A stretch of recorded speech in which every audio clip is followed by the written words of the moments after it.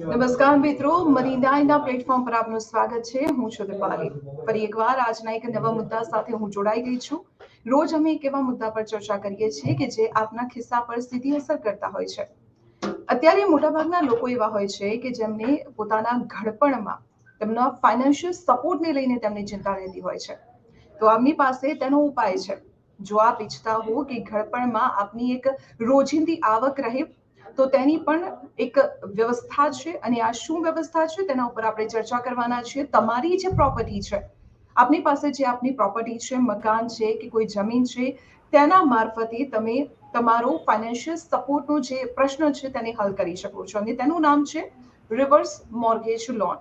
જી હા, આ mortgage loan કેવી રીતે લઈ શકાય છે, કોણ તેને લઈ શકે છે, તેના ઉપર આપણી સાથે ચર્ચા કરવા માટે એક્સપર્ટ પણ જોડાયેલા છે વિશાલભાઈ. તેમની સાથે આગળ ચર્ચા કરીશું, પરંતુ આખો મુદ્દો શું છે તે હું આપને એક અમારા રિપોર્ટ મારફતે પહેલા સમજાવવાનો પ્રયત્ન કરીશ અને રિપોર્ટ જોયા બાદ આપણે એક્સપર્ટ સાથે ચર્ચા પણ કરીશું. તો એક નજર કરી લઈએ મની નાઇનના ખાસ રિપોર્ટ પર.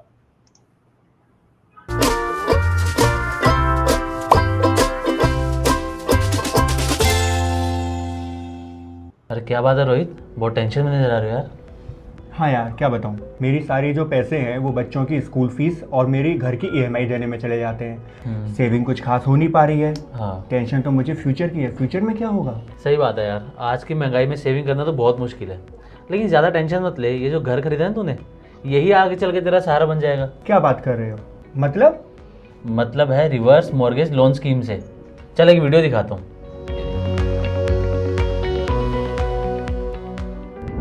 શું હોય છે રિવર્સ મોર્ગેજ?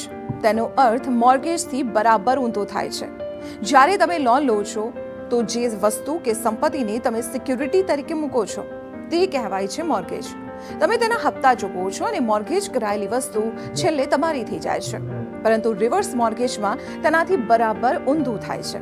તમે તમારી સંપત્તિના માલિકી હકને બેંક અથવા તો ફાઇનાન્શિયલ ઇન્સ્ટિટ્યુશન પાસે ગીરો મૂકો છો અને તેના બદલામાં તે તમને પૈસા આપે છે. રિવર્સ મોર્ગેજની ચોક્કસ રકમ લોન લેનારને એક સાથે મળે છે અથવા તો તેને દર મહિને હપ્તા રૂપે મળી શકે છે. પ્રોપર્ટીને રિવર્સ મોર્ગેજ સ્કીમ અંતર્ગત આપ્યા બાદ જ્યાં સુધી પ્રોપર્ટીનો માલિક જીવે છે ત્યાં સુધી પોતાના ઘરમાં રહે છે અને બેંક ત્યાં સુધી તેને પેમેન્ટ કરે છે. આ પૈસા વૃદ્ધો માટે રેગ્યુલર ઇન્કમનો સ્ત્રોત છે. साथ ही आ रकम टैक्स फ्री पण होय छे.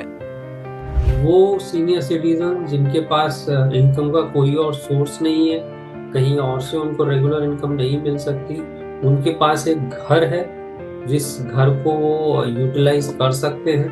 तो मेरी राय में उन सीनियर सिटीजन के लिए ये स्कीम ज़्यादा बेनिफिशियल हो जाती है. रिवर्स मॉर्गेज योजनाનો લાભ 60 કે તેનાથી વધુ ઉંમરવાળા ભારતીય નાગરિકને મળે છે. જો પતિ અને પત્ની સાથે મળીને લોન લે છે તો જીવનસાથીની ઓછામાં ઓછી ઉંમર 58 વર્ષ હોવી જોઈએ. આ રીતે પૈસા વગર કોઈના પર નિર્ભર રહ્યા વગર પોતાના જ ઘરમાં રહીને રિટાયરમેન્ટવાળી જિંદગી વિતાવી શકાય છે. મોટાભાગે આ લોન 20 વર્ષ માટે મળે છે, જે ઘરની કિંમતના 75 થી 90% સુધી હોઈ શકે છે. एन्युटी का मतलब एक तरह की फॉर्म ऑफ पेंशन है जो सब्सक्राइबर को मिलती है. बैंक इंश्योरेंस कंपनीज के साथ टाई अप करते हैं. आपका जो लोन का अमाउंट है वो लोन के अमाउंट से एन्युटी परचेज की जाती है और वो आपको in the form of annuity for life long मिलती है. રિવર્સ મોર્ગેજ લોન સામાન્ય રીતે બેઝ રેટથી 2.5 થી 3% મોંઘી હોય છે, પરંતુ રિવર્સ મોર્ગેજ લેનાર વ્યક્તિને આ વ્યાજ આપવું નથી પડતું. જ્યારે મોર્ગેજ લોનનો સમયગાળો પૂરો થાય છે અને તેના નોમિની આ ઘર લેવા માંગે છે તો તેમને આ વ્યાજ ચૂકવવું પડે છે. आपकी डेथ के बाद जो भी लोन दिया गया है बैंक से तो वो वापस करना होता है. लीगल हायर जो है या तो वो वापस कर सकते हैं या घर को जो है सेल आउट करके वापस किया जा सकता है. अगर लीगल हायर नहीं कर पाते हैं तो बैंक घर को सेल कर देता है और अपना अमाउंट रिकवर करने के बाद जो बचता है वो लीगल हायर्स को देता है. એક મહત્વપૂર્ણ વાત એ ધ્યાનમાં રાખો કે લોન ત્યારે જ મળે છે જ્યારે ઘર યોગ્ય સ્થિતિમાં હોય અને લોન લેનાર તેના પર પૂરેપૂરો માલિકી હક ધરાવતો હોય. तो अब समझ में आया कुछ? हाँ यार, ये तो बहुत ही अच्छा रास्ता है. अच्छा हुआ तूने मुझे ये वीडियो दिखा दिया. अब मैं इसके बारे में और रिसर्च करता हूँ.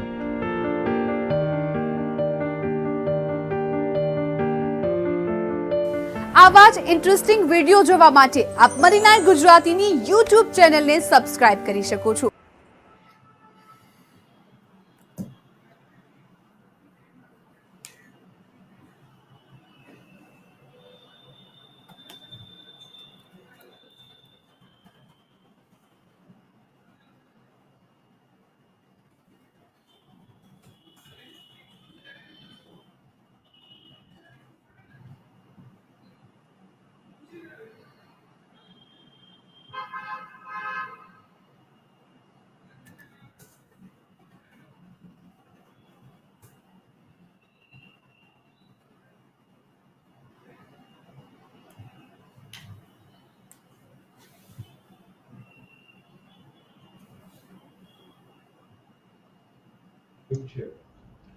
તો દર્શક મિત્રો, આપણે જે રીતે જોયું કે રિવર્સ મોર્ગેજ લોન આખરે શું છે અને તેનો ઉપયોગ કેવી રીતે કરવામાં આવશે તેના ઉપર આપણી સાથે ચર્ચા કરવા માટે અત્યારે ફાઇનાન્શિયલ સર્ટિફાઈડ જે પ્લાનર છે તે વિશાલભાઈ શાહ આપણી સાથે જોડાયેલા છે. વિશાલભાઈ, સૌપ્રથમ તો આપનું સ્વાગત છે મની9માં. ધન્યવાદ. વિશાલભાઈ, TV9 મની9ના જે દર્શકો છે તેમને સૌથી પહેલા તો આપ સરળ ભાષામાં રિવર્સ મોર્ગેજ લોન છે તે સમજાવો. રિવર્સ મોર્ગેજ લોન શું છે એ સમજીએ એ પહેલા કયા ઓબ્જેક્ટિવ માટે વાપરવા યોગ્ય છે એ આપણે સમજીએ. ઇન્ડિયામાં 95% લોકો જોડે રિટાયરમેન્ટ પ્લાનિંગ નથી, અને જે 5% લોકો જોડે રિટાયરમેન્ટ પ્લાનિંગ છે એ ગવર્મેન્ટ એમ્પ્લોય છે. એમને ખબર છે કે મને છેલ્લી સદીના 50% પેન્શન મળવાનું છે. તો આ 95% લોકો છે જેને પોતે પોતાનું રિટાયરમેન્ટ પ્લાનિંગ કરવાનું છે, એના માટેની આ એક પ્રોડક્ટ કહી શકાય કે જ્યારે તમે રિટાયરમેન્ટ પ્લાનિંગ કર્યું નથી તો તમારે આ પ્રોડક્ટ લેવી પડશે.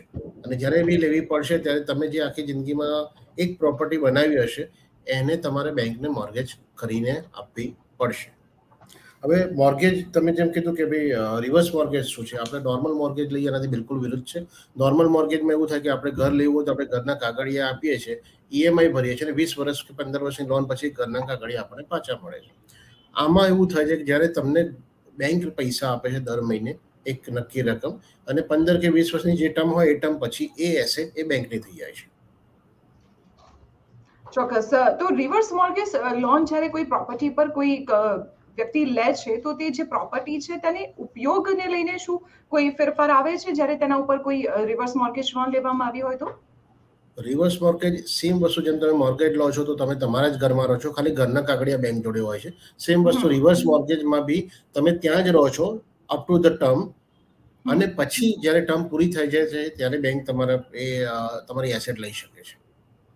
તો વિશાલભાઈ, એ સમજાવો કે આ પરિસ્થિતિ કયા સંજોગો હોય અને કોણ વ્યક્તિ આ મોર્ગેજ લોન લઈ શકે? જનરલી એ મોર્ગેજ લોન તમે જોશો દરેક બેંકની અલગ અલગ ગાઈડલાઈન હોય છે, પણ મોટાભાગની બેંક સિનિયર સિટીઝનને જ આ વસ્તુ આપે છે, અને એની મિનિમમ ગાળો 10 વર્ષથી મેક્સિમમ ગાળો 20 વર્ષની અંદર તમારે હોય છે. તો વિશાલભાઈ, કોઈ પ્રોપર્ટી પર રિવર્સ મોર્ગેજ લોન લેવી હોય તો એ પ્રોપર્ટીની કિંમત પર કેવી રીતે મોર્ગેજ લોનની રકમ નક્કી થતી હોય છે? જનરલી સેમ વસ્તુ મોર્ગેજમાં જે રીતના થાય છે એ રીતના જ રિવર્સ મોર્ગેજમાં બેંક એક વેલ્યુએશન નક્કી કરે, તમને લોન તરીકે આપે છે, અને એ બી મંથલી મોડમાં આપે છે કે જેથી કરીને તમે તમારા રૂટીન ખર્ચા એમાંથી નીકાળી શકો. અને હજી બી કહું છું, જ્યારે કોઈ વ્યક્તિ પોતાનું રિટાયરમેન્ટ પ્લાનિંગ સક્સેસફુલી નથી કરી શકતું ત્યારે છેલ્લો ઓપ્શન છે, જ્યારે તમારા માની લો કે બાળકો તમારી સાર સંભાળ નથી લેતા, તો બાળકો વિદેશમાં છે અને જેને ઇન્ડિયામાં આવવું નથી, તો એ વખતે તમારી જો આ એક ઓપ્શન છે જે તમે યુઝ કરી શકો છો, અને તમારી જે જૂની લાઈફસ્ટાઈલ છે, મતલબ રિટાયરમેન્ટ પહેલાની લાઈફસ્ટાઈલ છે, એને મેન્ટેન કરી શકો છો આ એક પ્રોડક્ટના લીધે. ઓકે.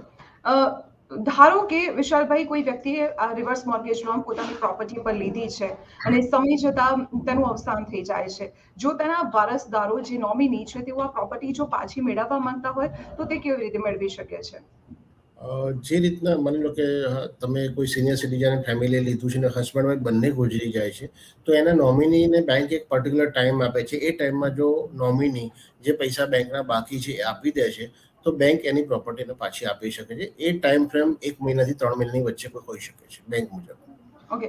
તેના માલિકી હકોની વિશાલભાઈ વાત કરીએ, કારણ કે મોટા ભાગે એવું હોય છે કે જે રીતે સોનામાં આપણે કોઈ લોન લેતા હોય છે તો સોનું ગીરવે મૂકવું પડતું હોય છે અને તેનો ઉપયોગ આપણે નથી કરી શકતા જ્યાં સુધી લોન પે ના કરી દઈએ. તો શું જ્યારે કોઈ પ્રોપર્ટી છે, મકાન છે કે જમીન છે, તેના ઉપર જ્યારે રિવર્સ મોર્ગેજ લોન લીધી હોય તો તેના કેટલા હકો બેંક પાસે રહે છે અને કેટલા હકો ઓનર પાસે રહે છે? જેમ આપણે મોર્ગેજ લોનમાં આપણે લોન લઈએ છીએ ઘર ઉપર, તો એ ઘરના હક એકચ્યુઅલી આપણી જોડે છે ક્યારે કે જ્યારે આપણે રેગ્યુલર પૈસા ભરીએ છીએ અને પૂરી ટર્મ સુધી ભરતા રહીશું. સેમ વસ્તુ રિવર્સ મોર્ગેજમાં બી તમારા હક છે જ, તમારી જોડે ઓપ્શન છે ફ્યુચરમાં તમે પોતે જે પૈસા લીધા છે બેંક જોડે એ પૈસા ચૂકવી દો અને એ પૈસાથી એ પ્રોપર્ટી તમે તમારી પાછી લઈ શકો છો. તો એમાં એ રિવર્સ મોર્ગેજ લોન જ્યારે કન્ટિન્યુ છે તે સમયગાળા દરમિયાન પ્રોપર્ટીમાં કોઈ ફેરબદલ કરવો હોય, તેમાં કોઈ સુધારો કરવો હોય મેન્ટેનન્સ ને લઈને, તો શું એ કરી શકાય? ઇન બિટવીન જ્યારે બી તમે આ મોર્ગેજ રિવર્સ મોર્ગેજ લોન લઈ રહ્યા છો તો તમે પ્રોપર્ટીને વેચી નથી શકતા, કારણ કે બેંક એને પોતે પ્રોપર્ટી મોર્ગેજ કરી હોય છે. સુધારો વધારો કરવો હોય જે બહુ જ જરૂરી હોય, કારણ કે માની લો કે કોઈ આફતના કારણે તૂટી ગયું અથવા તો કંઈ બીજું થયું હોય તો બી તમારે બેંકને ઇન્ફોર્મ કરવું પડે ને બેંકના કન્ફર્મેશન પછી તમે એમાં કરી શકો છો, જે બી કોઈ એડવાઇસ મુજબની વસ્તુ વર્કઆઉટ કરવી હોય તો. ઓકે, તો વિશાલભાઈ હવે એ સમજાવો કે જ્યારે આપણા મકાન ઉપર આપણે જાણે કે રિવર્સ મોર્ગેજ લોન લીધી છે તો કોઈ ચોક્કસ સમયગાળો હોય છે, કારણ કે તેમાં તો મંથલી હપ્તા પ્રમાણે જે ઇન્કમ બેંક તરફથી જે તે વ્યક્તિને મળતી હોય છે, તો એ લોન ચાલતી હોય ત્યાં સુધી કે પછી લોન જે સમયગાળો છે હપ્તાનો તે પૂરો થઈ જાય ત્યારબાદ પણ જે ઓનર છે તે મકાનમાં રહી શકે, તેવી કોઈ સમય મર્યાદા છે કે તે લાઈફ ટાઈમ રહી શકે? બે એક વસ્તુ છે આમાં, એક ઇમ્પોર્ટન્ટ વાત છે, જેમ કે દીપાલીબેન તમે છો અત્યારે, તમારી એજ મુજબ તમારો એક્સપેન્સ એક્સ હોય તો રિટાયરમેન્ટ ટાઈમે એ કદાચ 3x 4x જેટલો બી એક્સપેન્સ વધી શકે છે, રાઈટ? તો એ પૈસા ટેક્સ ફ્રી આવવા જોઈએ. તો આ જે પૈસા બેંક તમને રિવર્સ મોર્ગેજીસમાં આપે છે પર મંથ, એ ટેક્સ ફ્રી છે. એ ઘણી સારી વસ્તુ સિનિયર સિટીઝન માટે છે. બીજી વસ્તુ તમે એવું કીધું કે માની લો કે ટર્મ 15 વર્ષ લીધી ને 15 વર્ષ પછી બી તમારે ત્યાં રહેવું છે, તો તમારે બેંકને એક બેંક જોડે તમારે એની પરમિશન લેવી પડે અને બેંક પર્ટિક્યુલર રેન્ટ કે એ રેન્ટ તમારે આપવું પડે તો તમે રહી શકો છો. બટ એ બી અગેન હજી સુધી મોટાભાગની બેંક એવું ઓફર કરતી નથી. તો અંદાજિત કયા પ્રકારના તેના રેન્ટ હોય છે? કોઈ લોન લેવી તેના કરતા આ સસ્તું પડે? તમે ફરીથી કહેશો ક્વેશ્ચન? જે રિવર્સ મોર્ગેજ લોન છે તેના રેટ, ઇન્ટરેસ્ટ રેટની વાત કરી રહી છું. તમારા જે રોજિંદા ખર્ચાઓ છે તેને પૂરા કરવા માટે અમુક લોકો પર્સનલ લોન પણ લઈ લેતા હોય છે, તો કઈ સરળ પડે તેમાં? એટલે મેં તમને જેમ કીધું કે આ ફક્ત સિનિયર સિટીઝન માટે છે, મારા અને તમારા માટે છે નહીં, રાઈટ? તો સિનિયર સિટીઝનને પર્સનલ લોન તો આમે મળવાનું નથી, કારણ કે એની ઇન્કમ નથી, એટલા માટે જે રિવર્સ મોર્ગેજ લોન લઈ રહ્યા છે. તો રિવર્સ મોર્ગેજમાં જે રેટ ઓફ ઇન્ટરેસ્ટ હશે એ નોર્મલ કરતાં વધારે હશે, કારણ કે તમને ખ્યાલ છે કે આ એક રિવર્સ મોર્ગેજ છે, મોર્ગેજ નથી કે જ્યાં તમે લોન ગવર્મેન્ટના બીજા કોઈ બેનિફિટ, ટેક્સ બેનિફિટ મળે. આમાં એક જ બેનિફિટ છે, તમને જે પૈસા આવે છે ટેક્સ એક્ઝમ્પ્ટેડ, ટેક્સ ફ્રી આવે છે. બીજી વસ્તુ કે તમને તમારી લાઈફસ્ટાઈલ મેન્ટેન કરી શકો છો, અને ત્રીજી વસ્તુ કે તમે એક તમારા અર્નિંગ ટાઈમમાં કોઈ જ પ્લાનિંગ નથી કર્યું, એનું ફળ છે કે તમે રિવર્સ મોર્ગેજ લઈ રહ્યા છો. ઓકે, વિશાલભાઈ અંતમાં એક સવાલ, જે પ્રોપર્ટી ઉપર રિવર્સ મોર્ગેજ લોન લેવામાં આવી હોય અને એ પ્રોપર્ટીને ચલો કોઈ આકસ્મિક ઘટના ઘટી છે કે ભૂકંપ છે કે પછી આગ લાગવાની ઘટના ઘટી છે અને તે પ્રોપર્ટી તેમાં ખૂબ જ મોટું નુકસાન થાય છે, તો તેવા સંજોગોમાં કયા નિયમો કામ કરે છે? એ દરેક બેંકના નિયમો અલગ હોય છે, પણ જનરલી જ્યારે બી આપણે લોન લઈએ છીએ ને, મતલબ માની લો કે આપણે ઘર લઈએ છીએ તો બેંક આપણી જોડે ઘરનો ઇન્સ્યોરન્સ કરાવે છે કે જેથી કરીને ઘરને કંઈ થાય. સેમ વસ્તુ આની આ જ વસ્તુ ત્યાં આગળ રિવર્સ મોર્ગેજીસમાં બી એપ્લાય થતી હશે કે જેથી કરીને બેંકને બી નુકસાન નથી થતું અને જે વ્યક્તિ ત્યાં રહે છે એને બી ફાઇનાન્શિયલ લોસ નથી થતો. ઓકે વિશાલભાઈ, આપે આ મુદ્દા ઉપર સુંદર માહિતી અમારા દર્શકોને આપી. આપ અમારી સાથે જોડાયા તે બદલ આપનો આભાર. Thank you. તો આ હતા સર્ટિફાઈડ ફાઇનાન્શિયલ પ્લાનર વિશાલભાઈ શાહ, જેમને જે તે જણાવ્યું કે જ્યારે વૃદ્ધાવસ્થાની સ્થિતિ હોય છે અને તમારી પાસે ઇન્કમનો કોઈ સોર્સ બચતો નથી, તેવા સમયે રિવર્સ મોર્ગેજ લોન એટલે કે આપની જે પ્રોપર્ટી છે તે આપના માટે ઇન્કમનો એક મહત્વપૂર્ણ સોર્સ બની શકે છે. આપના રોજિંદા ખર્ચાઓ તેનાથી આપ પૂર્ણ કરી શકો છો અને કોઈ પણ ફાઇનાન્શિયલ ક્રાઇસિસનો આપને સામનો પણ નથી કરવો પડતો. તો આવી જ રીતે મહત્વપૂર્ણ મુદ્દાઓ સાથે રોજે અમે તમારી સાથે જોડાતા રહીશું. આપ સતત મની નાઇન સાથે જોડાયેલા રહો અને મની નાઇનને લાઈક કરો અને સબસ્ક્રાઇબ કરો. અત્યારે આપશો રજા. આવતીકાલે ફરી મળીશું એક નવા મુદ્દા સાથે. રજા આપશો. નમસ્કાર.